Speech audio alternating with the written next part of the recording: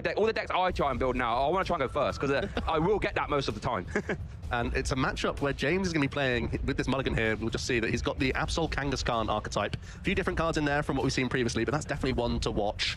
Definitely one of the archetypes that many people wanted to keep their finger on the pulse with and know to play against it or to test it themselves for this weekend. James picking up the new toy and saying that this is a great choice for his tournament, and right now looking to be the case on a 9-2-1 record. Drew is going to be playing the Gholdengo build with the Solrock and Lunatone package in there as well, but is also opting to play one Mega Morwile EX, Shay. That could completely shake up this matchup. Yeah, really interesting card, a really interesting type, which you don't really see too often in the Pokemon TCG. For 2 energy, Gobble Down does 80 damage for each prize card you have taken. Now, when you're playing an early one-hit KO deck like Gholdengo, you could just, take 4 prize cards, Gobble Down, but right, at some point for 2 energy, bish bash bosh, that's going to be the game. It's a card I'm actually really familiar with, so I try my hardest to make Metang work. It hasn't been good enough to make that work, I'll be honest, but it is a very interesting card nonetheless, and I wonder if we'll see it here. Well, possibly this was put into the deck list in parts to be an answer to Cornerstone Mask Ogerpon, which is often seen in the Absol Kangaskhan deck, so much so that Drew's actually playing TM Turbo Energize in the list, so he could power up a Morwile early, not actually using its Gobble Down attack, going for the huge bite with a 260 base instead. But it looks like, but it's in the prize cards anyway. But there's another interesting card there for James, the Ace Nullifier Genesect, a card which I'm surprised doesn't see as much play as I think it should. They've had a tool card attached, it stops your opponent from playing any Ace specs. But we are getting started, Swiss round 13 here at Lille. James Cox is going to kick us off there with that Yveltal free retreat cost, might I say, in active position, going to bench a Monkey Dory, and it looks like, can't really see much else, it's just going to be the pass. And we mentioned that the Mega Morwile is in the prize cards. Don't threat just yet for Drew, because James isn't actually playing a build with the Cornerstone Mask Ogerpon. He's decided to cut those from the deck list, expecting people to pounce on it as Drew has. Instead, he's playing a couple copies of Eri, the supporter card. That's going to be one to watch throughout the entire set, because we know that Gholdengo can easily reach high damage knockouts, but it often requires that superior energy retrieval to help get there. So with James's build not going down the direction of Cornerstone, it's going to be a completely different dynamic to perhaps what we've seen previously with this matchup. Eri is a very devastating card, supporter card. Look at your opponent's hand, grab any 2 items you find, just discard them. As you say, that's going to be fine at ripping out Ace specs, superior energy retrievals, and all that. While Drew is concluding this turn, let's have a quick rundown of that Gholdengo EX deck, just in case you don't quite know how it works. It's quite a simple one, to be honest with you. Gholdengo EX, make it rain for 1 energy, metal energy. You can discard as many basic energy as you like from your hand. You do 50 for each one you do. And now for Mega Evolution, it has a fantastic new card to draw cards, Lunatone. As long as you have Solrock in play, Lunar Cycle, discard a fighting energy from your hand to draw 3. So there's like a couple mini game plans. Get as many Gholdengo EX out as you can, because they also draw cards via his ability coin bonus, draw some more cards with Lunatone, and then use superior energy retrieval to get those cards back into your hand to do some big make it rains. Looks like Drew is just going to nest out a second Gimme Ghoul and go for a minor errand running for his turn. He is holding on to a Genesect EX in the hand, so next turn he shouldn't have too much issue getting into his Gholdengo EX. So all things considered, this is a pretty decent turn. And also we have to bear in mind that because James has already started with his clutch Yveltal, the Drew is going to have to be careful about even if he should put the Solrock and Lunatone package into play, because we know that Lunatone is far from an ideal attacker. Now here we see a recent addition to this deck, the Tatsugiri, that attracts customers' ability. When it's in the active spot once per turn, look at the top 6 cards of your deck. You can grab any support you find there, put it in your hand, shuffle the rest of the cards. So it's almost like a free Pokegear every turn. It only gets 1 card less, but when your Yveltal has free retreat costs and you're using Petulant and all that, it's not hard to maneuver it around, as it looks like attracting customers is going to bring Arven into the restaurant. Love to see that. I haven't quite had a chance to consult James's hand. Is that Arven might be the only support card there, actually. Yes, it's going to get instantly played. Really useful customer to pick up. And James is instantly searching a bunch of his Pokemon. This could be not only a deck search, but also because of the A-spec choice within Absol Kangaskhan, it's going to be that precious trolley. So from 1 Arven, immediately you can fill your board with basic Pokemon. The entire deck is built around these basics, and at the same time you can grab that critical TM Turbo Energize, and that's going to be a way that you can start powering up these Mega Evolution Pokemon. Both Kangaskhan and Absol have 3 energy attacks, as we do obviously see the precious trolley coming in here, and the TM Turbo Energize. So getting towards these Mega Evolution Pokemon as quickly as possible is definitely going to be vital for James. Although he has to be a little bit fearful because he's up against an archetype that can easily take 1-hit KOs. Yeah, so Joe, while James is concluding this, and probably going to do the Turbo Energize, why don't you talk us through this deck, how it works, what he's going to try and do throughout the course of the game? So it is a toolbox strategy. So typically your board state changes based on every matchup that you're coming up against. In this approach, I have to feel like, because there isn't the Cornerstone Mask Ogerpon EX that's normally trying to wall out the Gholdengo, instead what you're trying to do is simply catch crucial cards out of your opponent's hand. That's naturally going to come to the fruition via the Claw of Darkness attack from that Mega Absol EX. Dishes out 200 damage and also discards a card of your choice from the opponent's hand. If you can combine that with Eri, you're going to cherry pick a bunch of crucial item cards from the opponent. So the Mega Absol is a key component, but then also you can start pivoting into potential trapping strategies with Yveltal. You can also get some attacks in with some pretty efficient 2-prize Pokemon as well in both Pecharunt and that Blood Moon Ursaluna in the deck as well. So you have a few dimensions to the deck. You're already playing Darkness Energy. There's already Monkey Dory in the mix as well. So you can get really creative with this deck.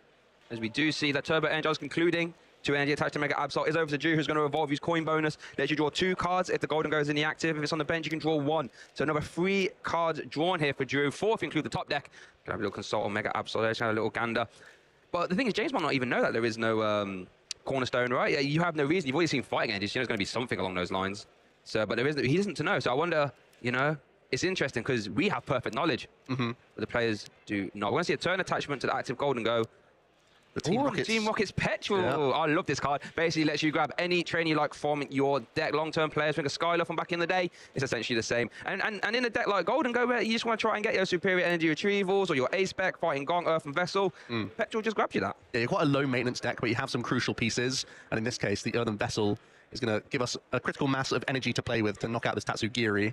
By the looks of things. In fact, Drew might even try an over-KO this Tatsugiri to then stash energy in the discard pile if he deems it necessary. But no, just going to be the 100 damage, taking a single prize knockout. And now Drew's objective is pretty simple. Try and take an easy 2-prize knockout either on Pheasantipity or on Pecharunt and deal with this Mega Absol. That's going to be just one big burst of damage required this entire game. It should be a pretty routine approach from him. It's down to James to disrupt this in any way he can.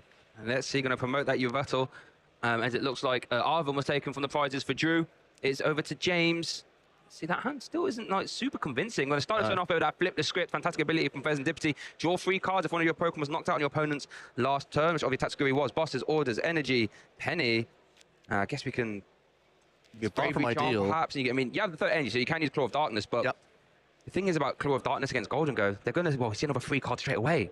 Yeah. With the coin bonus. The good news is that Drew is playing the Secret Box A-Spec and not the Energy Search Pro. I think in any build of Energy Search Pro Gholdengo, they easily burst through a Mega very, very quickly. I think with these new age builds with Solrock and Lunatone, there's some possibility that you still can't knock out this Absol this early on in the game. Oh, for sure. There hasn't been that many draws just yet. So we're hoping that with the buff of Bravery Charm, this Absol could sit out of range. There's going to be a Boss's Orders as well, trying to make it a little bit more awkward for Drew. Trying to force even an extra energy at this stage is helpful. And James is now going to be able to scout the entire hand from Drew. This 200 damage. There's only the one supporter in the hand. That seems to be the easiest choice to remove here. Yeah, that Claw of Darkness attack, in case you don't know, viewers, 200 damage. Look at your opponent's hand, discard any card you find there.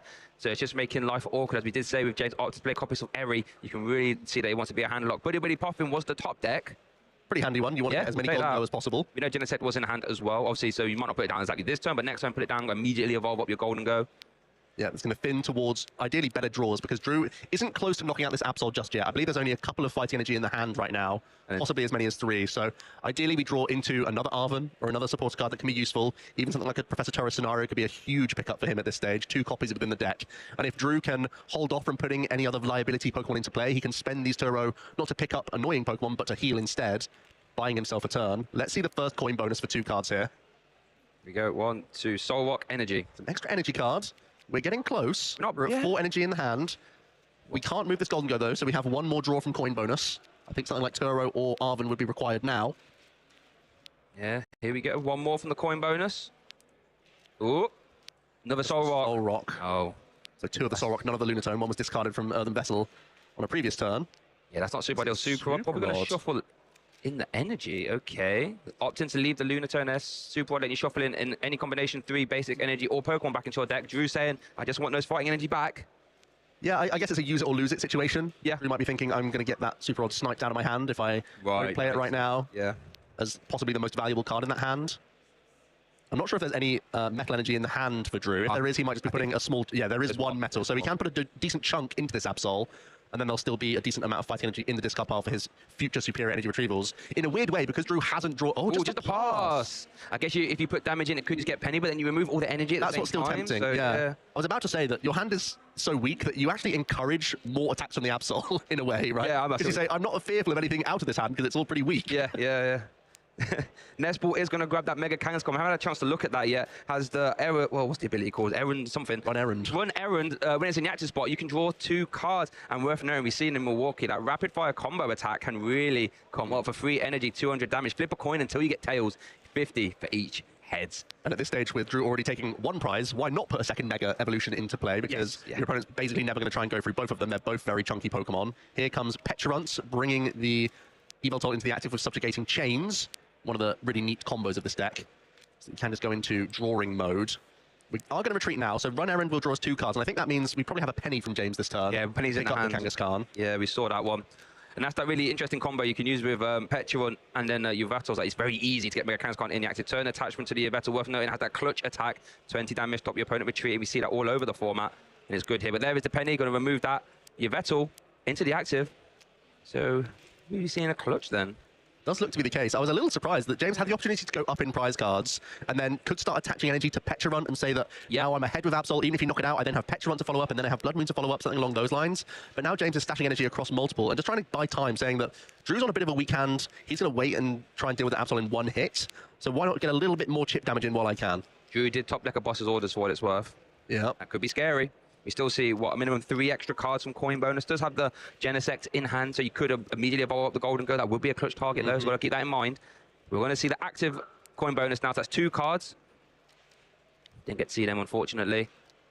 Good sight in the discard pile. What sort of things is Drew looking for here, Joe, would you say? Well, he needs to be aware of some key cards. Energy Switch is one of those key item cards that we know the Absol Kangaskhan player can hold on to and use at the right time, so any energy drop can then be shimmied onto some of these other Pokemon. That's where you can get really surprising attacks in with the likes of Petulant later on in games. So that's something I'd be keeping in mind. I suppose also keeping an eye on just any supporters played on the previous turn. It was just a penny for James. I think the last card of coin bonus was a Buddy Poffin. Does have a Gholdengo, that's good though, so you don't have to put down Genesect yet. Fighting energy, that's what, 5 energy in hand now, I think. 5's allowing you to boss's orders and KO the Petulant EX, as it only has 190 hit points. And I think that combination is coming to the hand now for Drew. It would put him just 1 knockout of a Mega away from winning this game number 1. There's the boss's orders into the Petulant, as you say. And 4 energy in hand. Sure there's nothing else to play here. Just throw the 4 energy down. There we go. Also sets you up nicely for a superior energy retrieval later on, and actually might be picking one off his prize cards here. Got to see if he can pick up that Morwile as well. That's also in the prizes, as we mentioned right at the start. If he's able to take that, it's going to be huge for him. It looks like. Didn't quite get to see what prize cards he's taking there. We'll get an update on that. Is over to James. Going to promote the... Oh, he did not take the Mega Morwile, unfortunately, but James did promote the Mega Kangaskhan. So you get the Run Errand. Fantastic ability, isn't it, really? Just drawing cards, just having a basic Pokemon in the active, you'll take that. Flip the script, that's another 3. It's an extra 5 cards a turn, Joe. That's ridiculous. It's a lot. And James has picked up both Ino and Pokegear. He's going to Run Errand first. He might be looking for Erie instead. I was about to say, when the best time to launch these hand lock strategies is when your opponent has just taken prize cards. They haven't had a chance to filter stuff out the hand yet, so you could try and just rip stuff. Did take a superior energy retriever out of the prizes, Drew did as well, so you could Erie that immediately and say, well, you've only got 3 to play the rest of the game with. Actually prize the second one, but only have 2. Ooh, doesn't hit it from the first Pokegear. I believe James has a second one in the hand, though, so can try once again to pick one of his 2 of Erie out of the deck. Has drawn a decent chunk of cards already this turn. Drawing 5 from abilities, then seeing an additional 7 from that Pokegear.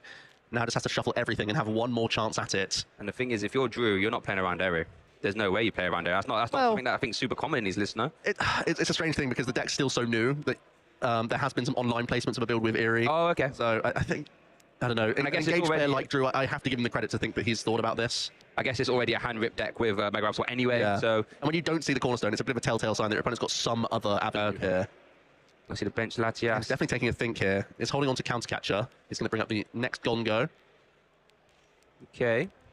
And it is going to be just the Ino here. So perhaps there wasn't any extra Pokegear. No, just a bunch of supporters. So James going to have to give himself a fresh 6 here. Drew just down to 3 cards. But this is where Absol starts getting more and more dangerous. As you can Iono your opponent down, you can then claw away the best card of just a 3-card hand, leaving Drew essentially just having to draw with Gholdengo to put himself out of a rut.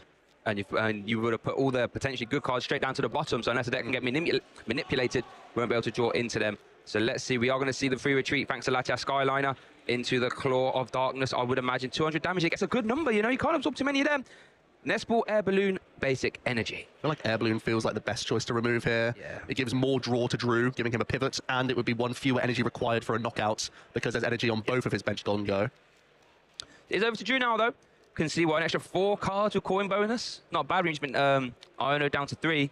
But yeah, like the longer the game goes on, the more Mega Absol starts to get favored, I think, because these 200s are going to get added up, you know. We see Professor Churro already, but chance of you being able to play Professor Churro with a hand size so small isn't quite ideal. There's a coin bonus for 2, though. Oh, there's Professor Churro, and there's 2 Professor Churro. Boss's orders. Is that a vessel in the hand as well? We are getting dangerously close, folks. Just 1 knockout on this Mega Absol, and it's game over. It's going to be the Earthen Vessel first, getting rid of a Professor Turo. I can grab additional energy. There's not much remaining in the deck, but still just enough to take out. This also shuffles the deck. There was a superior energy retrieval in the hand before the Iono, so we're going to shuffle that back up. Oh, we have a lot of coin bonus to go. He can still draw into another Gholdengo as well, of course. Yeah, there's still a few coin bonuses, but by getting rid of your Professor Turo, you now draw less from your next couple coin bonus, unless you can draw back into a pivot.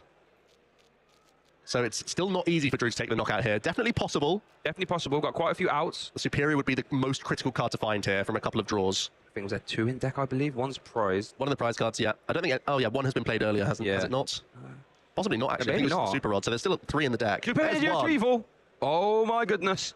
That's superior energy retrieval. Oh, there's the Presenturo as well. I think we're getting there, Shay. I think we are. How many do we need to take a big... We need 7 energy now, and I think the superior does it. Yeah, I think we're there. So there's 4. It's 3 in hand, all right? Yeah, there we go. The big make it rain. Drew Stevenson taking game 1 here in our Swiss round 13 feature match. Everybody close the windows here in the venue because it's starting to rain. Drew takes game 1. And that's the thing when you're playing against Mega Evolution decks. You can just take a couple sneaky fighters here, there, burst through 1 Mega Pokemon, and that's all she wrote. Big puff of the cheeks there from Drew, going 1 game up. Let's see how he got there in this game number 1. Really, really good bench management from Drew. Very often you'll see Gholdengo players going wide, getting that Solrock Lunatone early, getting that Genesect down. It was in hand from the very beginning, Shay. But instead, Drew saying, that can actually come back to hurt me later on. Let me just maintain a board of just the Gholdengo and power through what I need. With enough draw power on the board, you can still make it very handy. James trying to get a little bit creative with this damage, Shay. I think possibly just trying to play around the likes of Pheasantipity EX as best he can. Try and set up damage across multiple Pokemon, keep Ino on his side. But Drew here, with enough coin bonus, was still able to create a really nice situation where the previous KO lined up this superior energy retrieval to give him back as much as 200 damage that then added to the energy already in hand to reach on that Mega Absol EX. And that's the thing when you're trying to do like these hand discard strategies against a deck that inherently just draws like 4 or 5 cards a turn. Just by having your attacker in play, right? It's a little bit hard. Like against a lot of other decks, Ino to 3 plus a hand rip, that probably, you know, at least slows them down in a single turn. You definitely don't expect your Mega to get, you know, 1 hit KO'd after that. That is the power of the Gholdengo, and just fortunate that Drew didn't have any of his superiors clawed away. Oh, Precious Trolley in the prize card. 2 Mega Absol? That is 2. That's his 2 copies. What's that other Dark Pokemon as well? And the Yveltal. That's his only 2 copies of Mega Absol. Precious Trolley, Mega Absol, Eri, Yveltal in the prize cards. Wowzers. That's not what you want, and you're going into a game 2, I can tell you that for free. That is a horrific set of prize cards for James. Already a game down, half an hour on the clock, but we just saw the strategy he employed was all in on that Mega Absol. And when you're not able to take away those key resources, you're reliant on Kangaskhan. I was about to say it's going to be some, what's the attack called? Wham Bam Punch. That was the Mega Rapid Fire combinations. He's a flip 2 heads for that. He's flip 2 heads to get through a Gholdengo. Yeah, it may not even be good for you to take knockouts. It opens up, flip the script, and then you can be bopped right back. You might want to flip some tails. It was the good point. Oh, just play 2 copies of your battle, actually. Okay, so we can, still clutch. Slow the game down a little bit. We're going to need to. Wow. You're off to a good opener, though. Double Gimme Ghoul already with the Artisan choice, because, once again, to remind you, Artisan not a common inclusion, but this is a secret box build of the Gholdengo. And when you're playing secret box, you may as well have access to Artisan to get yourself into the game. I think, to be fair, worth noting for Drew as well, did prize 2 copies of Gimmighoul. We sort of skipped over that one. So these 2 Gimmighoul, I should say, that Drew has in play. These are only 2 until some get liberated from the prize cards. We just got so distracted by the Precious Trolley plus 2 Mega Absol combination. And the Eri as well. And an Eri, yeah. That's dangerous prize cards. And James is about to get the bad news. His action passes over to him. His first action might be Nest Ball or Artisan, and that's where he's going to find out that he's prized a big portion of his attacking suite. Everybody keep an eye on that camera. James Cox. I mean, maybe he might try and, like, you know, poker face it and not try and give away that the prize cards are disastrous, but they definitely are, folks. It'd be hard to hide it as well. Like, it's hard to cover the situation. Blood Moon Ursaluna being a card he's considering. I think he's checking the Pokemon right now, isn't he? And like, wait a minute. Because we're not even in Plan B, we're in Plan C and D already here, just from the prize cards. So, how do you think this matchup, how is he going to try and approach this now then with both the Mega Absol? We saw how important it was for him in game 1. Are we just trying to use Rapid Fire combo, or? Yeah, I suppose. And then still try and lead into Blood Moon, Ursaluna, and Pecharunt. I feel like that's why we saw some like little clutch pokes coming in as well. Yeah. If you can clutch your way towards Blood Moon being a useful attacker or Pecharunt being a useful attacker, you almost have to play like a 2-on-1 prize deck and almost entirely ignore your Mega. Unless Kangaskhan's going to be the first thing you power up. And then you still try and turbo-energize the other stuff here. You've got Irritated Outburst from the Pecharunt can come up at some point, 60 for each prize card your opponent has taken. There is the Nest Ball for the Mega Kangaskhan. And you think, if you're Drew, you're thinking, hang on, is Nest Ball for that? Is that actually your first target? Like, do you think Drew could already be working out things that aren't ideal for James here? Possibly. I think the only thing that's not sus yet is that it hasn't been like an Arven for a Nest Ball. It's just raw Nest Ball right now. And sometimes you still start with the Kangaskhan because you know you can draw cards from it. So it's an indication of possibly a weak hand, not necessarily a catastrophic prize situation. Okay. Turbo Energize, basic energy, attached to the bench Yveltal. You can't use subjugating chains from the active, can you? Yeah, you can change you can. the bench into the active. Okay. So you can also retreat the Eval Toll and still errand run and then penny here, if you wanted to. Penny your way back into. But no, we are just going to turbo energize. Keep the penny around. You might need that to pick up some Pokemon. If your opponent tries to take a single prize, they can take the 2 prizes out of play and make life a little bit more awkward. Okay. But James not sat on a great hand. No, there wasn't a support in that hand, was there? No. And he is at least able to power up this Mega Kangaskhan EX, but Drew straight away evolves into a Gholdengo EX on his side. Only has the 1 energy to speak of right now, but is holding on to Arven and can begin to draw some cards here with coin bonus. I think did have a Lunatone in the hand as well, so could start trying to use the Lunar Cycles. I think that was the Earthen Vessel pickup as well. That's a really nice draw. Vessel pickup as well. Yeah. When I just got the Lunatone though from that, maybe is there something to be said? He doesn't really want to use the Lunatone. Yeah, he's a clutch target. Yeah, he's still just so fearful of clutch. He doesn't want to be in a situation where a Claw of Darkness rips away a Turo, then suddenly you're running low on those resources. So he's just going to forego these Pokemon if he can help it. Love that, getting the discard pile there. It's safe. And with the Poison Tick from Subjugating Chains, actually, just 2 energy. It should be easy to knock out. Yeah, I think we have the knockout on board now with the 1 energy already in the hand. Wow. So James is kind of in top deck city. I guess we'll have the 1 errand ability actually as well, but it's treacherous, no doubt about it though. It's not looking. There's going to be energy stashed in the discard pile for Drew. There's not any disruption coming his way. So, yeah, he's got to be feeling pretty good about the situation. James going to be pretty fearful. He's not quite resigned, but he definitely had a big lay back in his chair when he saw what his prize cards were looking like. Yes. Oh, wow. Okay, good. We're going to do this on stream as well, yeah? Okay. Yeah, everyone can see. As we are going to see Arven concluding for Earthen Vessel plus Air Balloon combination.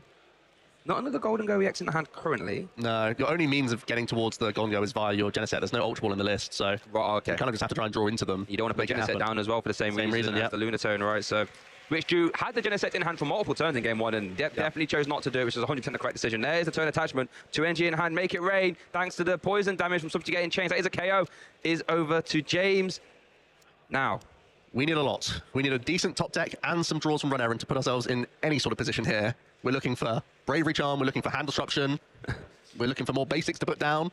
There was a Genesect at the very least. Here comes the Artisan, which can search Psyduck's prize. I mean, we put down Monkey Dory, Tatsuguri perhaps, that might be. Monkey Dory though. I feel so sad being hopeful that you can somehow not be knocked out. And especially last game we saw Drew happy to pass into a Pokemon rather than set themselves up for Monkey Dory shenanigans.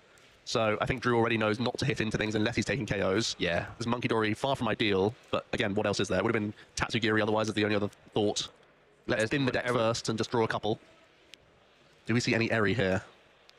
Any countercatcher. When you are behind, to be fair, for what it's worth, you could rapid fire KO the Gimmighoul. Worth noting, Drew did take a Gimmighoul out of the prize cards actually, so let's see what opts to do here. Yeah, we're flipping coins. Oh, here we go. Fire combo. 2 heads and we take a KO.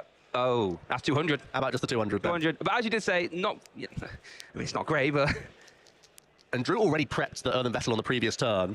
So we're already getting pretty close to a 300 damage knockout here. That's all that's required to take another 3 prize swing here for Drew. That would be 1 in hand already, Vessel in hand and Superior in hand. I think we're just 1 energy away already from this hand. That's before a supporter use. Here we go. 2 big cards for coin bonus.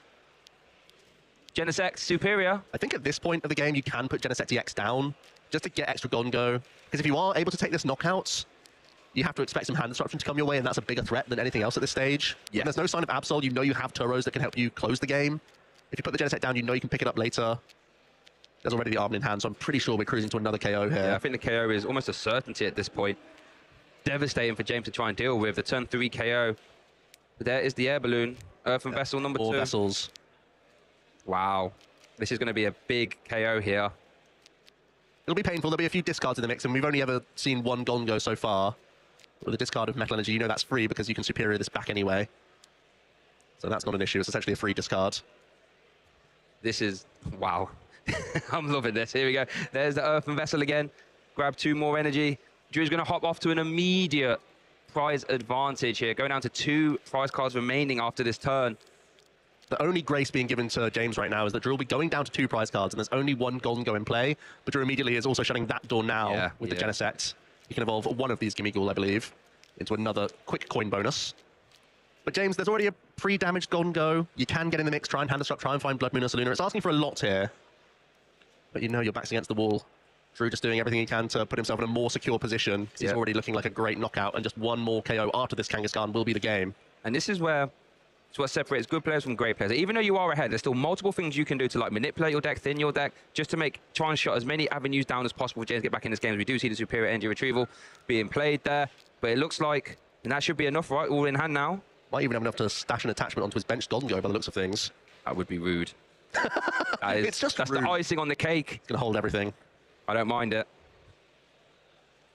Just debating on which one to discard by the looks of it. Yep. There's the big make it rainer. Drew Stevenson for the 3-prize KO. James Cox is reeling right now. How can we get back into the game? The turn starts now, Joe. Hand disruption has to be a non-negotiable at this point, surely. Well, can we please negotiate? Because the supporter is often. Oh, no. I'd love some more negotiations here. We're in a lot of trouble. Drew at 2 prize cards remaining. James in a situation where he had to get a different Pokemon out here with Arven. Is going to grab the Bravery Charm to just try and make this Pecharunt, very vulnerable EX Pokemon, a little bit chunkier. But James really is in the back foot. His ball position is pretty poor. Drew is very well set up with the draw power he has available and still so many resources left to take those final couple of prizes. I'll tell you what, Drew, what he could do, if he wants to be a bit more spicy, is starts out that Mega Millwall. That's swinging for 320 right now. Nothing stopping that. Yep, because it says whatever you put in the active, you're going to get KO'd. Probably don't need to do that, but I would love to see a gobble down for game. Yeah, I want to see a gobble down for game. I'd love that. I'm going to conclude for the Nest Ball plus Bravery Charm combination. Quick use of Artisan as well by the looks of things. It's got to be a big flip of script here, I can tell you that. Yeah, I mean, with supporter played, there's only so much we can look towards. There's already the counter catcher in hand, so maybe there's something we can do there. I think the Vettel have been KO'd, right? The other one's in the prize cards. We can't even try and bring up the Genesect. Yeah. It would have to be. Is there even energy in hand even? No, we need a lot, Shay. Wow. Flip the script. James needs help. 3 cards for Serendipity. What can you do? And he see them. Penny. Blood Moon. Saluna. Okay. Still needs 1 energy though, right? Yeah. Oh, no Night Stretcher for Evoltol to... The Pecharunt could bring it straight into the active if he just had access to anything. Oh, just a concession. James Cox knew that was it. No way back into the game. Drew Stevenson takes our Swiss round 13 feature match here, doing it in incredible fashion with that Gholdengo EX archetype, immediately applying the pressure. And James, with those, bad prize cards, no way to get back into it. Congratulations to Drew. Pretty flawless throughout. And it's more about what he didn't do than what he did do. 100%. To end up winning that game. Let's have a look at how it all planned out. In that game number 1.